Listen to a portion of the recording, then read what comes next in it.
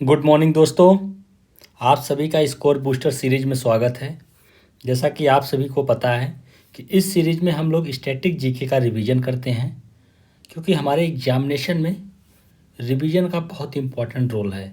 अगर आपने बहुत सारा पढ़ लिया और पता चला आपको एग्ज़ाम टाइम कुछ याद ही नहीं रहा, तो मेरा काम सिर्फ यही है कि आपको रिवाइज कराऊंगा और आपको, ताकि एग्जामिनेशन हॉल में कोई भी परेशानी ना हो। तो चलिए दोस्तों, क्लास को स्टार्ट करते हैं। सेंसस की बात करते हैं तो पहली बार इंडिया में सेंसस नॉन सिंक्रोनस सेंसस, आपने ये वर्ड तो बहुत सुना होगा, नॉन सिंक्रोनस। बेसिकली इसका मतलब होता है कि सेंसस तो हो रहा है, मान लीजिए सेंसस 2011 में शुरू हुआ, लेकिन कुछ रीजन में 2011 में डेटा कलेक्ट कर लिया गया, कुछ एरिया में 2012 में कलेक्ट किया गया, यानी साइमल्टेनियसली डेटा का कलेक्शन नहीं किया गया। तो इसलिए इसको बोलते हैं नॉन सिंक्रोनस सेंसस। तो ये पहली बार 1872 में हुआ था और लॉर्ड मायो के टाइम। उस समय पे जो इंडिया के गवर्नर जनरल थे वो लॉर्ड मायो थे। और first synchronous census nation wide, जहाँ पे पूरे कंट्री में एक साथ डेटा का कलेक्शन हुआ था, ये 1881 में हुआ था ड्यूरिंग द लॉर्ड रिपन। और पहली बार जो सेंसस हुआ था इसके कमिश्नर थे W.C. प्लॉडेन। ये 1881 में जब सिंक्रोनस सेंसस हुआ उस टाइम पे सेंसस कमिश्नर थे W.C. प्लॉडेन। अब ग्रेट डिवाइड ईयर की बात कर ली जाए तो 1911 से लेके 1921 के बीच में जो पॉपुलेशन थी कंट्री की वो घट गई कंपेयर टू दी। अगर आप 1900 से लेके 1911 वाला पीरियड देखेंगे और 1911 से लेके 1921, ये एक ले लीजिए, 1901 से 1911 और 1911 से 1921, तो आप ये देखेंगे कि 1911 में अगर 10% पॉपुलेशन बढ़ी थी तो 1911 से 21 में पॉपुलेशन घट गई, यानी निगेटिव ग्रोथ हुआ। तो इसीलिए 1921 को ग्रेट डिवाइड ईयर बोलते हैं, क्योंकि फर्स्ट टाइम ये ऐसा था कि पॉपुलेशन बढ़ने की बजाय पॉपुलेशन घट गई थी। 2011 का सेंसस, इसका थीम था आवर सेंसस आवर फ्यूचर, और ये 15th सेंसस है अगर हम 1872 से काउंट करें, और 7th सेंसस है आफ्टर इंडिपेंडेंस। और सेंसस का जो कंडक्ट है ये रजिस्ट्रार जनरल एंड के द्वारा किया जाता है, रजिस्ट्रार जनरल ऑफ इंडिया। और इसके हेड बेसिकली कौन होते हैं? सेंसस से कमिश्नर बनाए जाते हैं, जिनकी ये रिस्पॉन्सिबिलिटी होती है कि वो सेंसस से संबंधित सारे वर्क को कंप्लीट कराएं। पॉपुलेशन ग्रोथ रेट अगर हम देखें तो 1991 से 2001 के बीच में जो पॉपुलेशन ग्रोथ रेट थी 21.54% थी, और 2001 से 2011 के बीच जो पॉपुलेशन ग्रोथ थी 17.7%। यानी आप देखेंगे तो यहाँ पे पॉपुलेशन का क्या है, ग्रोथ रेट डिक्रीज हुआ है। ये बेसिकली इंडिकेट करता है कि डेमोग्राफिक ट्रांजिशन, यानी कुछ एरिया में, कंट्री के कुछ एरिया में पॉपुलेशन डिक्रीज हुई है, कुछ एरिया में बढ़ी है। तो अनइक्वल एक तरह से ग्रोथ हुआ है पॉपुलेशन का इन द डिफरेंट रीजन। 2011 के अकॉर्डिंग इंडिया की टोटल पॉपुलेशन 121 करोड़ है लगभग, और इसमें मेल पॉपुलेशन 51.47 कंस्टिट्यूट करते हैं और फीमेल पॉपुलेशन 48.53% कंस्टिट्यूट करते हैं। तो आप देख सकते हैं मेल और फीमेल की पॉपुलेशन इंडिया में मोर और लेस सेम है। इसीलिए बात की जाती है कि इक्वलिटी प्रोवाइड की जाए, ताकि वुमेन की भी, जो फीमेल्स हैं उनकी भी भागीदारी कंट्री के ग्रोथ में हो और कंट्री ज़्यादा तेज़ी से ग्रोथ करे। एरिया वाइज अगर लार्जेस्ट स्टेट की बात करें एरिया वाइज, तो सबसे बड़ा एरिया राजस्थान का है, उसके बाद मध्य प्रदेश, फिर महाराष्ट्र, फिर उत्तर प्रदेश। ये आपको सीक्वेंस याद होना चाहिए, आपसे एग्जाम में पूछ सकता है। तो आपको लगाना है Rajasthan, Madhya Pradesh, Maharashtra and then UP. ये एरिया वाइज है स्टेट। स्मॉलेस्ट स्टेट गोवा है। उसी प्रकार यूनियन टेरिटरी में सबसे लार्जेस्ट जो टेरिटरी है in the case of area wise ये लद्दाख है, और smallest territory, union territory basically, ये लक्षद्वीप है। पॉपुलेशन वाइज स्टेट्स की अगर हम बात करें तो सबसे अधिक पॉपुलेशन उत्तर प्रदेश की है, उसके बाद महाराष्ट्र की है, उसके बाद बिहार एंड देन वेस्ट बंगाल। आप ये चार याद कर लीजिए, यही चार इंपॉर्टेंट है। और सबसे लोवेस्ट पॉपुलेशन ये सिक्किम की है। तो अगर एरिया वाइज बात करें सबसे लोवेस्ट स्टेट की तो वो गोवा है। अब पॉपुलेशन में लोवेस्ट पॉपुलेशन सिक्किम की है। पॉपुलेशन ग्रोथ रेट सबसे हाईएस्ट अगर हम बात करें किस स्टेट की पॉपुलेशन ग्रोथ रेट है तो वो मेघालय है। और सबसे लोवेस्ट ग्रोथ रेट ये नागालैंड की है।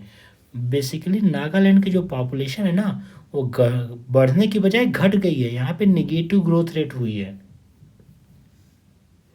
पॉपुलेशन डेंसिटी यानी 1 किलोमीटर स्क्वायर में कितने लोग रहते हैं उसी को बोलते हैं पॉपुलेशन डेंसिटी, यानी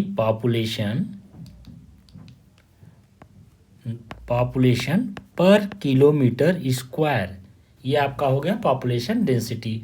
तो हाईएस्ट पॉपुलेशन डेंसिटी स्टेट के केस में बिहार है और लोवेस्ट अरुणाचल प्रदेश की है in the case of state. अगर हम इंडिया की ओवरऑल पॉपुलेशन डेंसिटी की बात करें जिसमें यूनियन टेरिटरी और स्टेट इंक्लूड होंगे तो उसका उत्तर होगा दिल्ली। दिल्ली की जो पॉपुलेशन डेंसिटी है मैक्सिमम है अगर हम यूनियन टेरिटरी और स्टेट का तुलना करेंगे तो। सेक्स रेशियो यानी नंबर ऑफ जो फीमेल्स है ना वो अगर 1000 मेल पे कितनी अवेलेबल है, मान लीजिए 1000 जो है मेल हैं उस पे कितने नंबर ऑफ फीमेल्स हैं उसी को बोला जाता है सेक्स रेशियो। तो हाईएस्ट सेक्स रेशियो केरल है और लोवेस्ट सेक्स रेशियो हरियाणा है। चाइल्ड सेक्स रेशियो बेसिकली ये चिल्ड्रन की बात करता है। तो चाइल्ड सेक्स रेशियो हाईएस्ट है अरुणाचल प्रदेश की।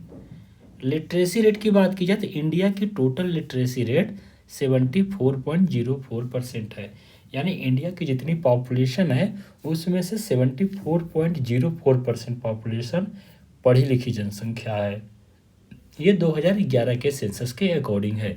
इसमें से मेल जो लिटरेसी है 82.14% है और female literacy 65.46%। Highest literacy Kerala की है और लोवेस्ट लिटरेसी बिहार की है। अर्बन और रूरल पॉपुलेशन की अगर हम बात की जाए 2011 सेंसस के अकॉर्डिंग तो हाईएस्ट जो रूरल पॉपुलेशन है परसेंटेज की तुलना में हम देख रहे हैं कि स्टेट में अगर 100 लोग हैं तो उसमें अगर हम कितने परसेंट लोग हैं जो कि रूरल एरिया में रह रहे हैं तो उस केस में सबसे अधिक रूरल पॉपुलेशन हिमाचल प्रदेश में है, उसके बाद बिहार, देन असम। ये परसेंटेज में हम देख रहे हैं। अगर हम एब्सोल्यूट नंबर में देखेंगे तो चीज़ें अलग रहेंगी। तो हाईएस्ट अर्बन पॉपुलेशन की अगर हम परसेंटेज वाइज बात कर लें तो ये गोवा सबसे अधिक है, उसके बाद मिजोरम, तमिलनाडु। यानी यहाँ पे अगर हम आपको समझाएं तो जो गोवा स्टेट है ना वहाँ पे जितने लोग अर्बन एरिया में रहते हैं परसेंटेज के अगर हम तुलना करें तो वो किसी भी स्टेट में अर्बन पॉपुलेशन में रहने वाले लोगों से अधिक है परसेंटेज वाइज। और highest urban population absolute number में मतलब संख्या में कितने लोग रहते हैं तो सबसे अधिक लोग महाराष्ट्र में अर्बन में रहते हैं। शेड्यूल कास्ट लार्जेस्ट अगर शेड्यूल कास्ट पॉपुलेशन ये एब्सोल्यूट टर्म में बात की जा रही है, आपको ये ध्यान रखना है। तो उत्तर प्रदेश में सबसे अधिक एससी पॉपुलेशन है, उसके बाद वेस्ट बंगाल, फिर बिहार। हाईएस्ट परसेंटेज वाइज अगर हम बात करें एससी पॉपुलेशन की तो ये पंजाब है। और schedule tribes largest schedule tribes population है, यहाँ भी बेसिकली बात की जा रही है एब्सोल्यूट पॉपुलेशन की ऑफ ये शेड्यूल ट्राइब्स। सबसे अधिक मध्य प्रदेश में, उसके बाद महाराष्ट्र, देन उड़ीसा। ये ऑर्डर है एसटी पॉपुलेशन का इन एब्सोल्यूट नंबर। और हाईएस्ट परसेंटेज एसटी पॉपुलेशन की ये मिजोरम में है, परसेंटेज वाइज ये बात हो रही है, और उसके बाद नागालैंड। तो ये कुछ इम्पॉर्टेंट सेंसस के डेटा थे जो एग्जाम में पूछे जाते हैं। तो चलिए दोस्तों अब आगे और चीज़ें डिस्कस करते हैं। फोटो इलेक्ट्रिक इफेक्ट, आप जानते होंगे कि जो आइंस्टीन थे उनको नोबेल प्राइज मिला था। तो बेसिकली उनको नोबेल प्राइज मिला था, उन्होंने फोटो इलेक्ट्रिक इफेक्ट को एक्सप्लेन किया था, इसके लिए उन्हें नोबेल प्राइज दिया गया।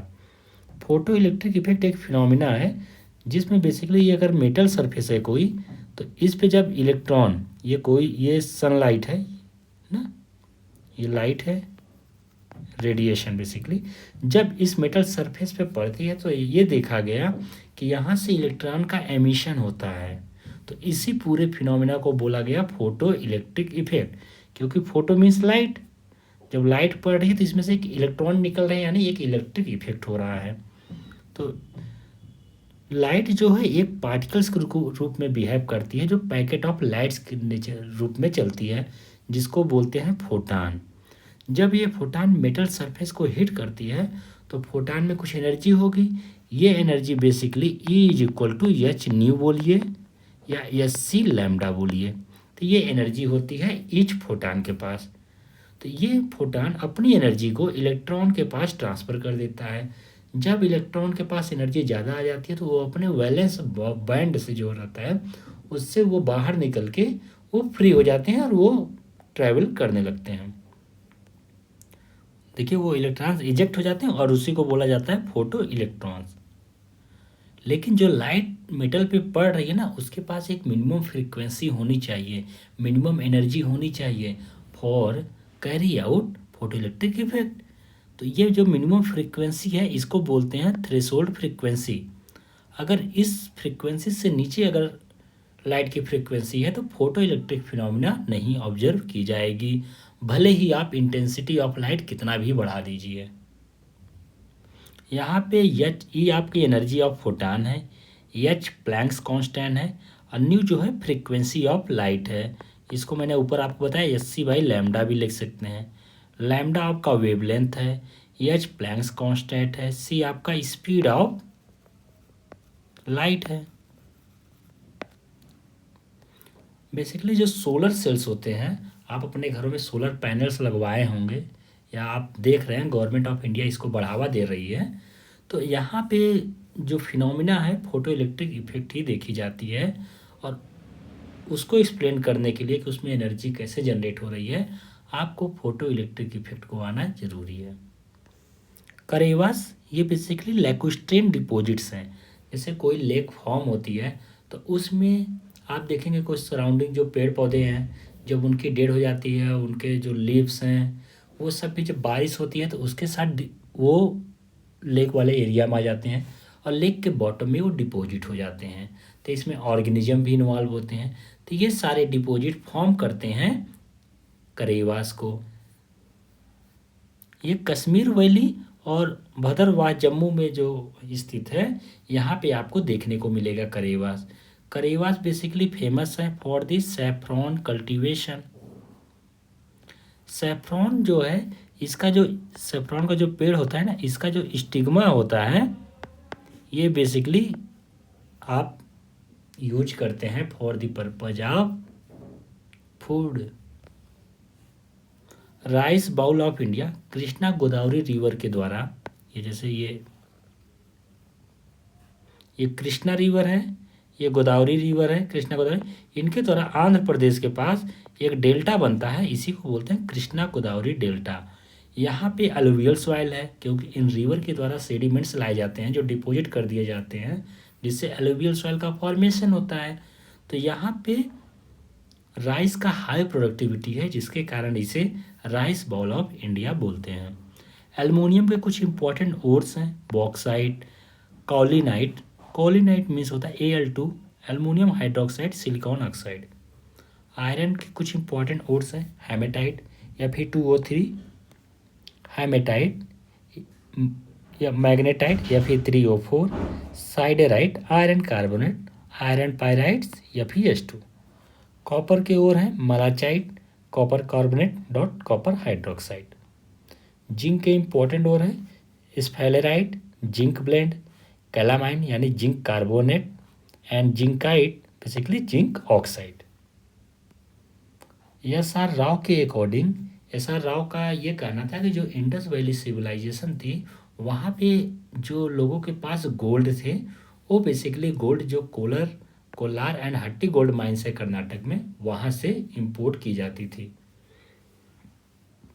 बोन्स और टीथ जो दांत होते हैं ये बेसिकली कैल्शियम फॉस्फेट इनमें प्रेजेंट होता है। इनवर एक एलॉय है आयरन और निकेल का। इसका एक कैरेक्टरिस्टिक्स है कि इसमें थर्मल एक्सपेंशन यानी टेम्परेचर जब आप इसको हीट करिए तो इसका जो एक्सपेंशन है ना लोवेस्ट है, बहुत लो है। इसीलिए एरोप्लेन में भी आप इनवर का यूज आप पढ़ेंगे कि यूज किया जाता है। और जो ये होता है आपका बॉयलर, और क्या बोलते हैं उसको बेसिकली, जहाँ पे पानी को खूब गर्म किया जाता है, बॉयलर ऐसे कुछ बोलते हैं, अब एग्जैक्ट नाम नहीं याद आ रहा है। तो वहाँ पे भी इनवर का यूज किया जाता है। एस्ट्रोजन हार्मोन ओवरी के द्वारा रिलीज किया जाता है। ये बेसिकली सेकेंडरी जो सेक्सुअल कैरेक्टर्स होते हैं फीमेल में उसको डेवलपमेंट करता है। Vitamin K and vitamin B 12, vitamin B 12 में जो है आपको कोबाल्ट एलिमेंट देखने को मिलता है, कोबाल्ट मेटेलिक एलिमेंट। अब विटामिन के बेसिकली आपका किसके लिए रिस्पॉन्सिबल है, ब्लड क्लॉटिंग के लिए। तो इन दोनों का फॉर्मेशन इंटेस्टाइन जो हमारी होती है उसमें जो बैक्टीरिया पाए जाते हैं उनके द्वारा फॉर्मेशन होता है। इस्ताहार बेसिकली नोटिफिकेशन थे जो 1857 का जब रिवोल्ट हुआ उस टाइम पे जो रिबेल वाले लीडर थे जो लीड कर रहे थे पूरे रिवोल्ट को, उन्होंने इशू किया और इसमें वो अपने आइडियाज़ को प्रमोट कर रहे थे ताकि लोगों को परसुएट किया जा सके और अधिक से अधिक लोग 1857 की रिवोल्ट में भागीदारी करें। और इसमें उन्होंने हिंदू मुस्लिम यूनिटी को भी बढ़ावा दिया कि मुग़ल रूल के अंदर हिंदू मुस्लिम एक हैं, ताकि इस दोनों कम्युनिटियाँ मिल के सभी लोग यूनिटी मिला के ब्रिटिश का विरोध करें। रूसो, आपने नाम सुना होगा, रूसो की एक बुक है a discourse on political economy. Indian National Congress का 1920 का नागपुर सेशन था। नागपुर सेशन को बेसिकली सी विजय राघवन ने प्रिसाइड किया था।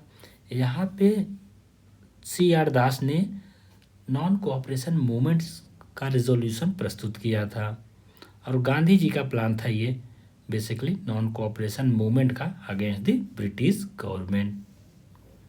उत्तराकाशी का हिस्टोरिकल नेम बरहत है।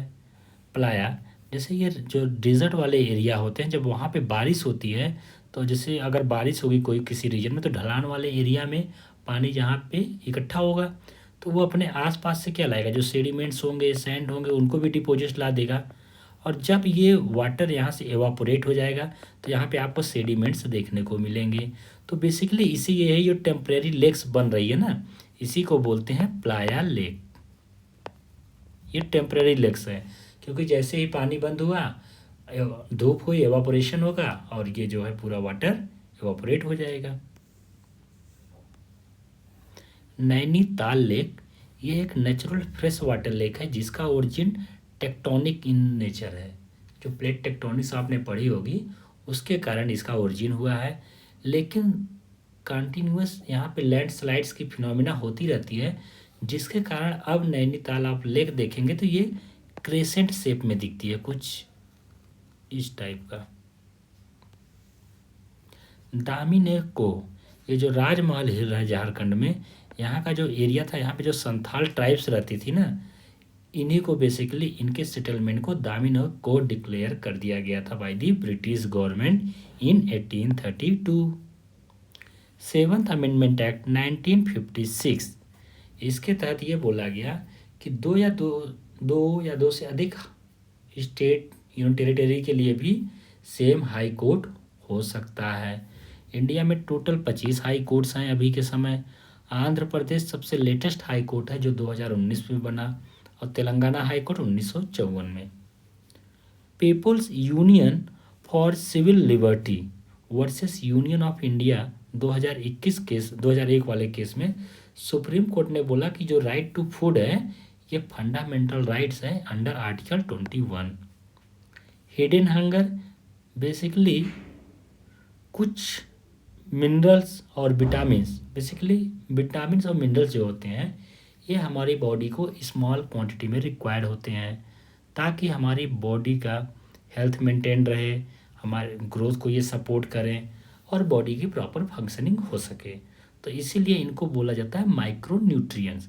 जब विटामिन और मिनरल की डेफिशिएंसी हो जाती है तब उसको बोलते हैं हिडन हंगर। कोई आदमी कैलोरीज तो भरपूर मात्रा में ले रहा है, हो सकता है फैट प्रोटीन्स, लेकिन वो विटामिन और मिनरल्स नहीं लेगा तो उसमें क्या होगी, हिडन हंगर की कंडीशन होगी। नेहरू लियाकत पैक्ट 1950 में साइन किया गया था। इस पैक्ट के अकॉर्डिंग ये दोनों अग्रीमेंट बना था कि जो भी इंडिया और पाकिस्तान में माइनॉरिटीज़ हैं वहाँ की रिस्पेक्टिव गवर्नमेंट उन माइनॉरिटी का प्रोटेक्शन करेगी। अगस्त ऑफर 1940 में आया, CR formula 1944, Wavell plan 1945, cabinet mission 1946। Asola Bhatti wild life sanctuary ये दिल्ली में लोकेटेड है।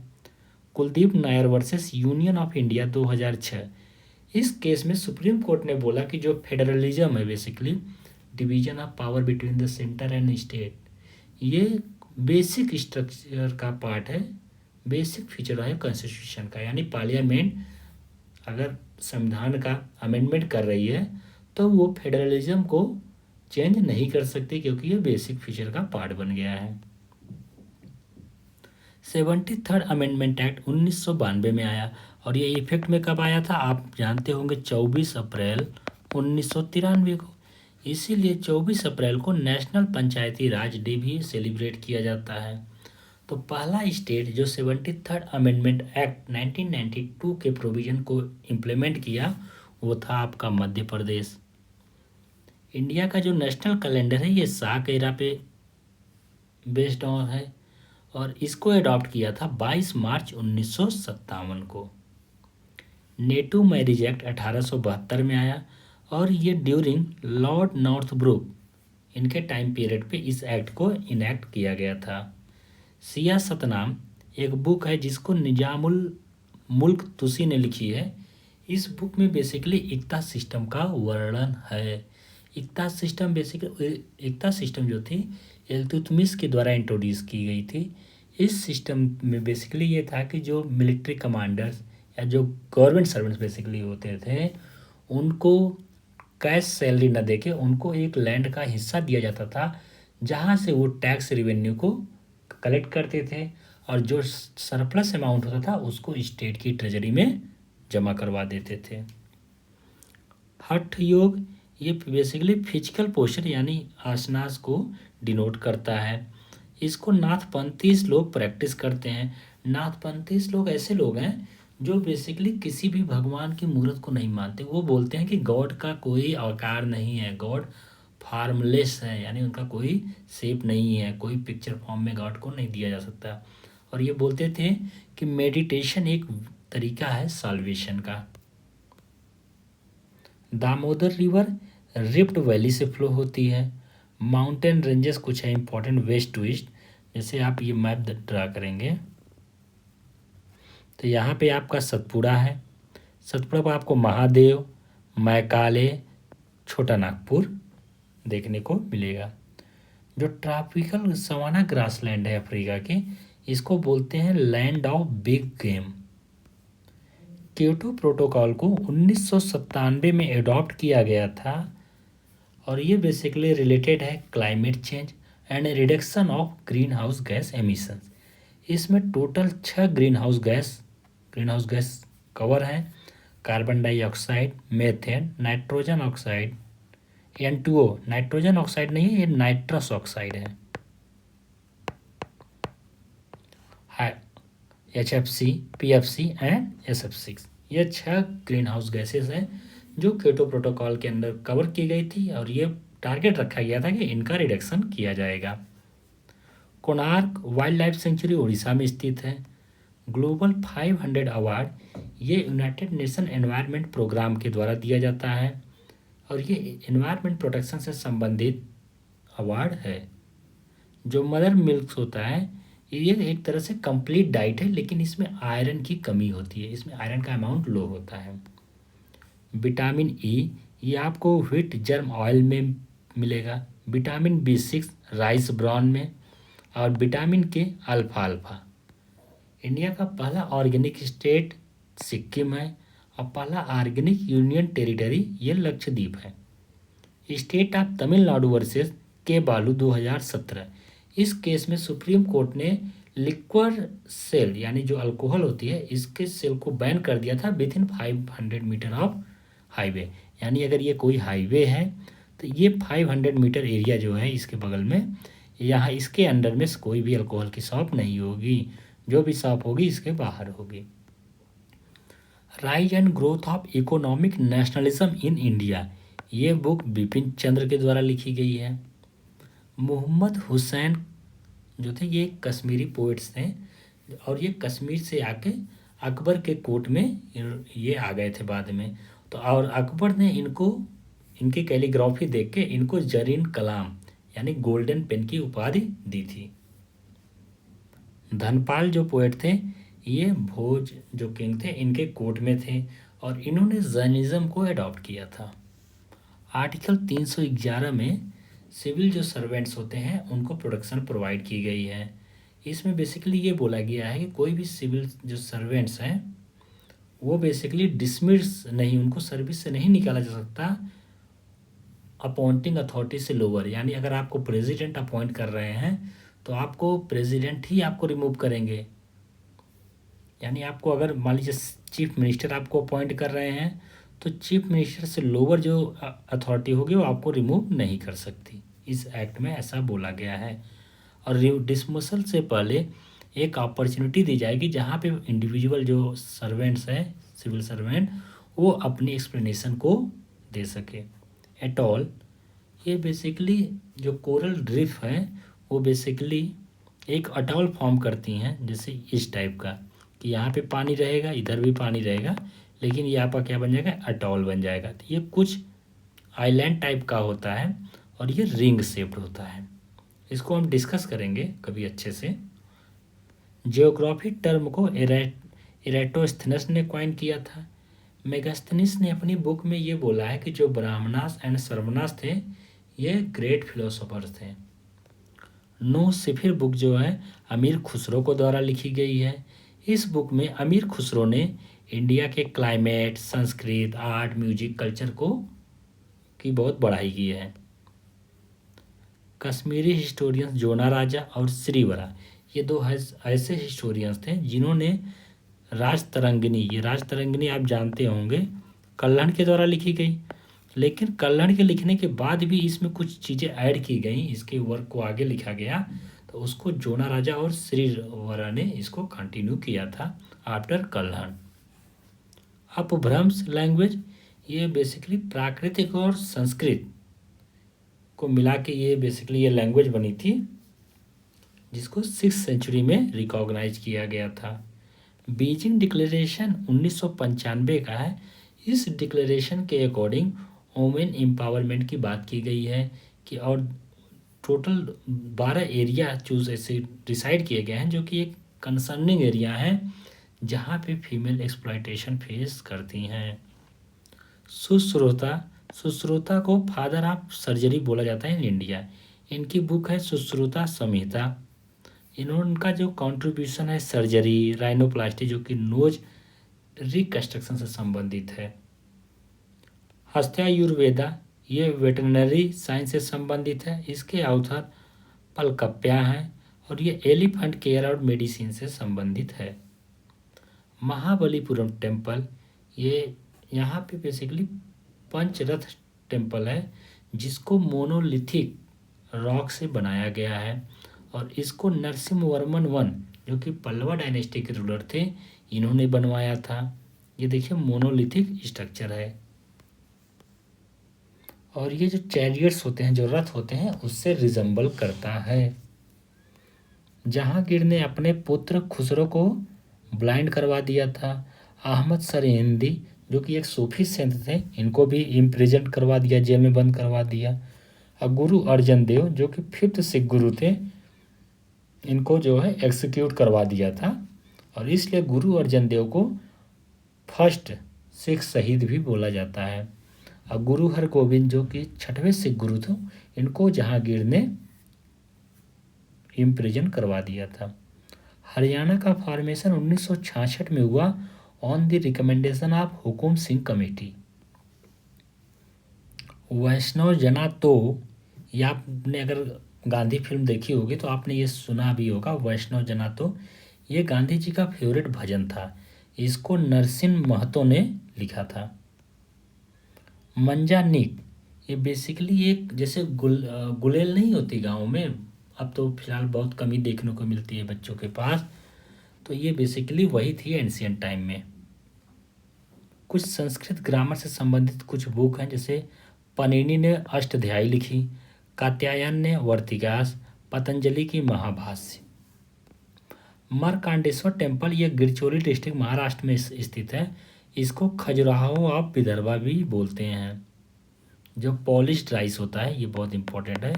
जो पॉलिश्ड राइस है ये विटामिन B1 में डेफिशिएंट होता है।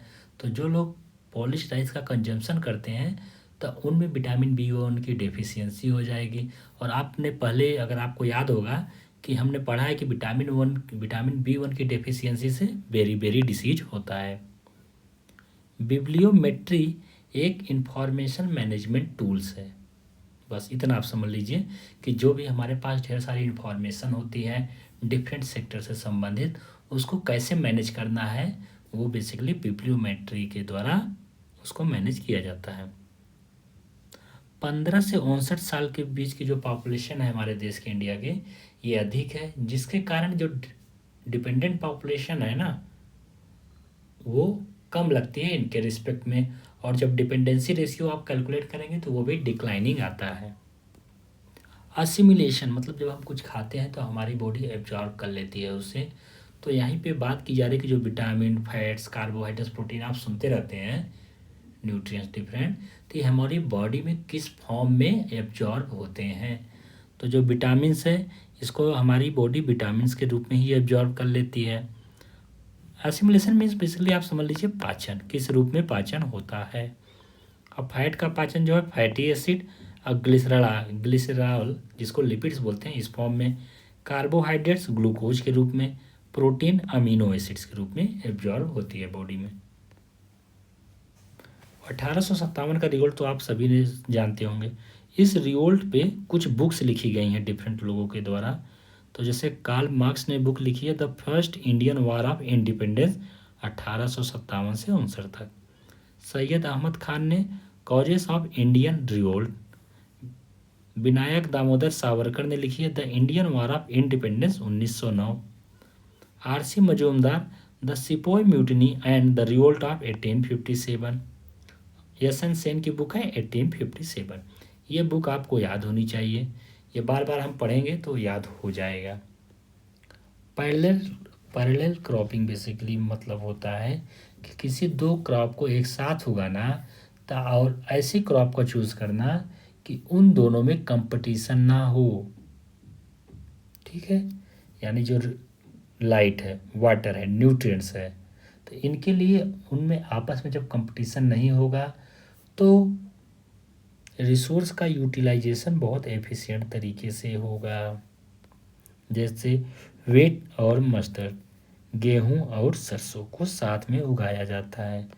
तो इसका बेनिफिट क्या होता है पैरेलल क्रॉपिंग का? इससे रिसोर्सेज का जो है यूटिलाइजेशन एफिशिएंट तरीके से होता है। क्रॉप फेल्योर का जो रिस्क है वो रिड्यूस हो जाता है, क्योंकि अगर सरसों खराब हो गई तो गेहूं अच्छा हो गया, ये हो सकता है। और जो है एग्रीकल्चर प्रोडक्टिविटी भी बढ़ जाती है। टिंडल इफेक्ट बेसिकली लाइट की स्कैटरिंग की एक फिनोमिना है। जो कोलाइडल पार्टिकल्स होते हैं जिनकी साइज बेसिकली 1 नैनोमीटर से लेके 1000 नैनोमीटर के बीच में होती है, उनके द्वारा लाइट की स्कैटरिंग होती है, उसी को बोलते हैं कोलाइड टिंडल इफेक्ट। जब बीम की लाइट, अगर किसी आप रूम में हैं और रूम से अगर लाइट पास होती है तो आप देखेंगे जो लाइट का पथ है ना वो विजुअल हो जाता है, उसमें आप देखेंगे धूल दिखने लगता है। तो बेसिकली क्या है, कोलाइडल पार्टिकल से वो लाइट को स्कैटर किया, जिसके कारण हमको पूरा जो पथ है लाइट का वो विजुअल हो गया। अब कोलाइडल पार्टिकल्स ये 1 से लेकर 1 नैनोमीटर से 1000 नैनोमीटर के बीच इनकी साइज होती है और ये कोलाइडल सोल्यूशन में प्रेजेंट होते हैं। और एक चीज़ और आपको पता होना चाहिए कि ये कभी सेटल नहीं होते, ये ब्राउनियन मोशन करते रहते हैं हमेशा। जैसे मिल्क, फॉग, स्मोक, ये आपके कोलाइडल सॉल्यूशन हैं।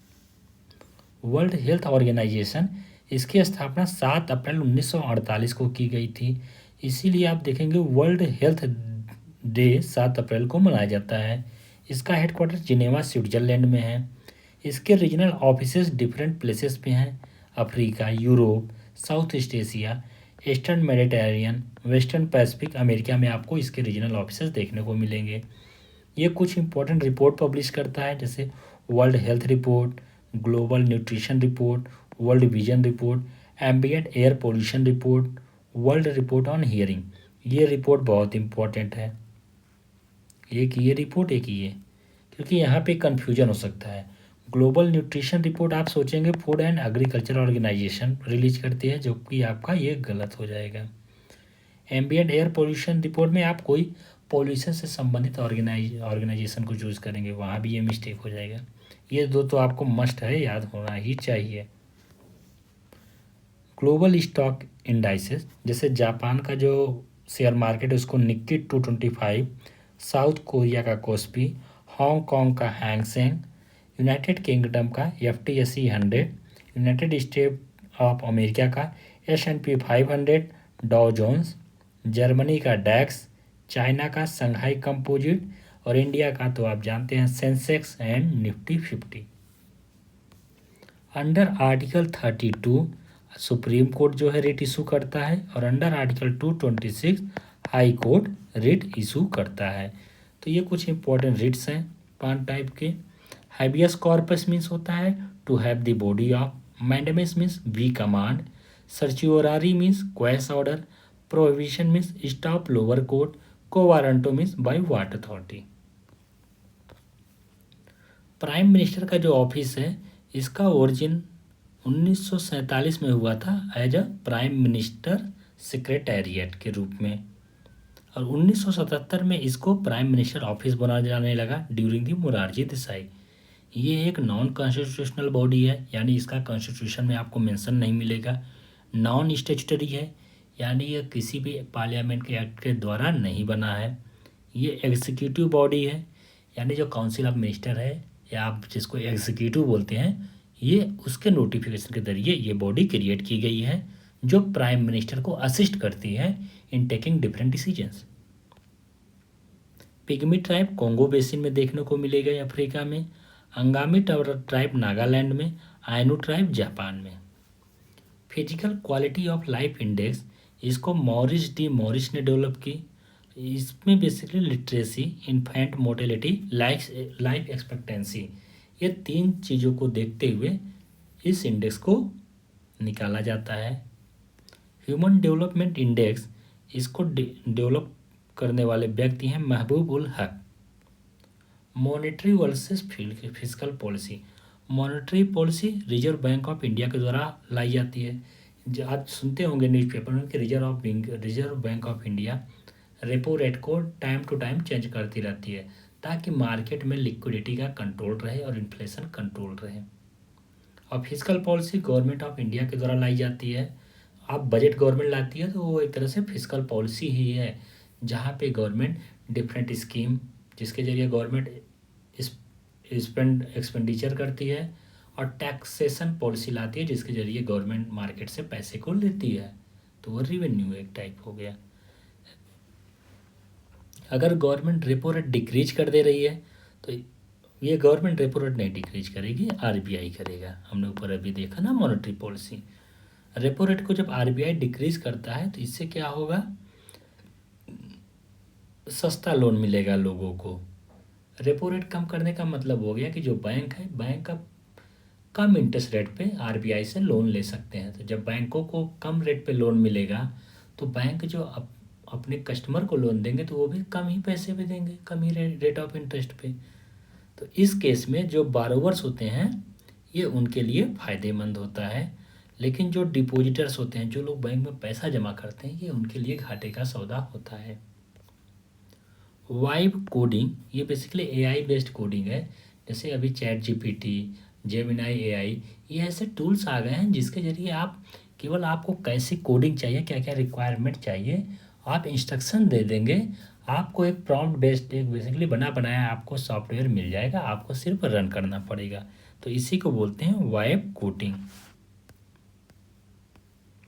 नीति आयोग, नीति आयोग में एक चेयरपर्सन होते हैं जो कि बेसिकली प्राइम मिनिस्टर होते हैं नीति आयोग के chairperson, vice chairperson, chief executive officer, full time member, ये 4 होती हैं इनकी संख्या। और जो यूनियन मिनिस्टर होते हैं वो नीति आयोग के एक्स ऑफिशियो मेंबर्स होते हैं। इट मीन्स जो भी पर्सन यूनियन मिनिस्टर बनेगा कि वो ऑटोमेटिक नीति आयोग का सदस्य हो जाएगा। और कुछ स्पेशल इन्विटेस होते हैं, गवर्निंग काउंसिल जैसे जितने भी चीफ मिनिस्टर हैं स्टेट के और लेफ्टिनेंट गवर्नर्स हैं वो सारे मेंबर होते हैं नीति आयोग के। इन्फ्लेशन आप बेसिकली सुनते हैं हेडलाइन इन्फ्लेशन, कोर इन्फ्लेशन। जो हेडलाइन इन्फ्लेशन होता है इसमें सभी आइटम को इंक्लूड किया जाता है in the prediction of inflation, जैसे food, fuel and others. Core inflation में फूड और फ्यूल के प्राइसेस को नहीं इंक्लूड किया जाता क्योंकि ये बहुत वोलेटाइल होते हैं, ये चेंज होते रहते हैं बहुत frequent. Bull market versus beer market. Bull market means होता है कि जहाँ पे डिमांड बहुत ज़्यादा है, जो शेयर है उसका डिमांड ज़्यादा है कंपेयर टू दी उसकी सप्लाई। अब ऐसा क्यों है? अगर किसी कंट्री की इकोनॉमी बहुत अच्छी है, वहाँ पे गवर्नमेंट लोगों का जो है ट्रस्ट गवर्नमेंट पे है कि हाँ गवर्नमेंट अच्छा काम कर रही है, गवर्नमेंट की पॉलिसी अच्छी है, तो जाहिर सी बात है कि अगर किसी टाइम पे शेयर मार्केट क्रैश भी होता है तब पर भी लोग जो है शेयर को खरीदेंगे क्योंकि उनको अपनी गवर्नमेंट में विश्वास है। उनको पता है कि उनकी इकोनॉमी बढ़ रही है, जस्ट ये कुछ एक्सटर्नल रीजन हो सकते हैं जिसके कारण मार्केट क्रैश हो रहा है। तो यहाँ पे क्या होगा, डिमांड ज़्यादा रहेगी। तो इस केस में कोई भी अगर व्यक्ति बेचना चाहेगा अपने शेयर को तो वो तुरंत बिक जाएगा। तो यानी यहाँ पे हायर लिक्विडिटी होगी। और ये किस केस में होगा? जब इकोनॉमी स्ट्रांग हो, जीडीपी हाई हो, एम्प्लॉयमेंट रेट्स जो है ज़्यादा हो, तो लोगों के पास पैसे रहेंगे। और जबकि इसके जस्ट अपोजिट बियर मार्केट में होता है जहाँ पे इकोनॉमी वो इस वाले कंडीशन में अप्लीकेबल है, इकोनॉमी वीक हो, जीडीपी रेट लो हो, लोअर एम्प्लॉयमेंट रेट हो, बेरोजगारी ज़्यादा हो, तो ऐसे केसेस में बेचने वाला ज़्यादा होंगे रेदर देन खरीदने वाले से। तो इसमें क्या होगा कि लोअर लिक्विडिटी होगी क्योंकि बेचने वाले तो ज़्यादा हैं तो खरीदने वाले कम हैं। तो हो सकता है कोई इंडिविजुअल अपना शेयर बेचना चाहे और वो ना बिक पाए, तो इसी को क्या बोलेंगे? Lower liquidity. अगर हम वर्ल्ड की बात करें तो 1929 में स्टॉक मार्केट क्रैश हुआ था, 1987 में ब्लैक मंडे क्रैश, 1999 से 2000 के बीच में डॉट डॉट कॉम बबल आया था, और 2008 में फाइनेंशियल क्राइसिस, और 2020 में कोविड-19 क्राइसिस, और अभी जो ये आपका 2026 चल रहा है इसमें देखिए क्या होता है, क्योंकि इजराइल, ईरान और यूएसए भी तो लड़ रहे हैं। अब इनकी वजह से भी तो हो सकता है कि मार्केट क्रैश कर जाए। इंडेक्स ऑफ इंडस्ट्रियल प्रोडक्शन, ये इंडस्ट्रियल ग्रोथ को मेजर करता है। इसमें माइनिंग, मैन्युफैक्चरिंग और इलेक्ट्रिसिटी इन सेक्टर की ग्रोथ को देखा जाता है। इसको बेसिकली एनएसओ रिलीज करती है इस रिपोर्ट को under the ministry of statics and programme implementation. अभी इसका बेस ईयर 2011-12 है और जो कि अभी जल्द ही चेंज होने वाला है। इसका लिमिटेशंस है इस इंडेक्स का, इसमें सर्विस सेक्टर को नहीं इंक्लूड किया गया। ये आप देख रहे हैं ना, तीन ही सेक्टर तो इंक्लूड है, माइनिंग, मैन्युफैक्चरिंग, इलेक्ट्रिसिटी, कोई भी सर्विस सेक्टर नहीं इंक्लूड है। और वेटेज इशू है, आप देखेंगे ना ये मैन्युफैक्चरिंग सेक्टर को 77% कुछ वेटेज दे दिया गया है, तो यानी वेटेज का भी इशू है। फेनुग्रीक जिसे मेथी बोलते हैं, इसका शेप क्या होता है? कुबाइडल शेप होता है और ये कोलेस्ट्रॉल लेवल को कम करने में हेल्पफुल होता है। इंडिया में लार्जेस्ट जो प्रोड्यूसर है राजस्थान है मेथी का। नेशनल बिल्डिंग कोड, ये ब्यूरो ऑफ इंडियन स्टैंडर्ड के द्वारा इशू किया जाता है, जिसके अकॉर्डिंग जो भी बिल्डिंग बनाई जाएंगी उनमें फायर सेफ्टी का ध्यान रखा जाएगा, स्ट्रक्चरल सेफ्टी, और बिल्डिंग की एक प्रॉपर गाइडलाइंस होगी कि बिल्डिंग कैसे बनाई जानी है, ताकि अगर उसमें कोई आग लगती है तो बचाव में कोई भी रेस्क्यू ऑपरेशन में कोई भी हर्डल्स ना क्रिएट हो। सूफी मूवमेंट, इसका ओरिजिन पर्सिया बेसिकली जो कि आज ईरान है, यहाँ से हुआ, और इंडिया में ये 12th सेंचुरी के बाद ये काफ़ी फेमस हुआ। सूफी मूवमेंट एम्फेसिस करता था, प्रमोट करता था कि लव, डिवोशन, इक्वलिटी, और ये बात करता था कि लोगों की इनर प्योरिटी ज़्यादा मायने रखती है रेदर देन उनका दिखावापन। और ये बोलते थे कि service to humanity is a service to God. ये इनके कुछ प्रिंसिपल्स थे सूफिज़म के। इसमें कुछ इम्पोर्टेंट टर्म है जैसे खानका। खानका मीन्स होता है कि जो कम्युनिटी है उनको ऑर्गेनाइज करना एक बिल्डिंग में, सिलसिला स्पिरिचुअल लाइनेज होती है, जैसे हमारे वंशज नहीं होते, बोलते हैं राजा महाराजा के वंशज, उसी प्रकार सिलसिला होता है। शेख पीर ये टीचर होते थे, और मुरीद ये जो शिष्य होते थे डिस्पल, उनको बोला जाता है। और दरगाह जो सूफी संत होते थे उनके दरगाह को, उनके टॉम्ब को दरगाह बोला जाता है। जियारत ये मीन्स होता है प्रैक्टिस टू पिलग्रिमेज, यानी जो भी सूफिज़म के दरगाह है वहाँ पे विजिट करना, उसको बोलेंगे जियारत। ख्वाजा मुइनुद्दीन चिश्ती ये चिश्ती ऑर्डर से संबंधित है। इनका दरगाह अजमेर में देखने को मिलेगा, जो कि आपका राजस्थान में है। निजामुद्दीन औलिया दिलई, इनका आपको दरगाह मिलेगा। बहाउद्दीन जकारिया, इन्होंने सोहरवर्दी ऑर्डर को स्थापित किया। अहमद सरहिंदी, आपने अभी पीछे पढ़ा ना, इनको जहांगीर ने क्या किया था, इम्प्रिजन कर दिया था। ब्रिटिश की कुछ पॉलिसीज थी और उनको लाने वाले ये कुछ गवर्नर जनरल बोलिए। Ring fence policy Warren Hastings के द्वारा लाई गई थी। Permanent settlement lord Cornwallis. Non intervention policy lord John Shore. Subsidiary alliance lord Wellesley. Ryotwari system Thomas Munro. And mahalwari system ये होल्ट मैकेंजी के द्वारा लाई गई थी। तो दोस्तों ये कुछ इम्पोर्टेंट आज के स्टैटिक जीके थे, जो कि हम डेली डिस्कस करते हैं और कोशिश करते हैं कि आप कुछ नया सीखिए, या तो आपको चीज़ें याद हो, या आपने अगर पहले से पढ़ रखी है तो आपको बहुत फ़ायदा होता होगा, और अगर आपने नहीं पढ़ी रखी है तो आपको कुछ ना कुछ तो सीखने को मिलता ही होगा। तो अगर जो भी इसमें कमियां लग रही हैं दोस्तों, प्लीज़ रिक्वेस्ट है आपसे हम्बल कि आप कमेंट बॉक्स में ज़रूर बताइए, ताकि मैं उसको इम्प्रूव कर सकूं और आगे से और अच्छा कर पाऊँ। तो चलिए दोस्तों, क्लास को फिर आज यहीं ख़त्म करते हैं। फिर मिलेंगे कल सुबह इसी टाइम पे। तब तक के लिए बाय बाय, टेक केयर।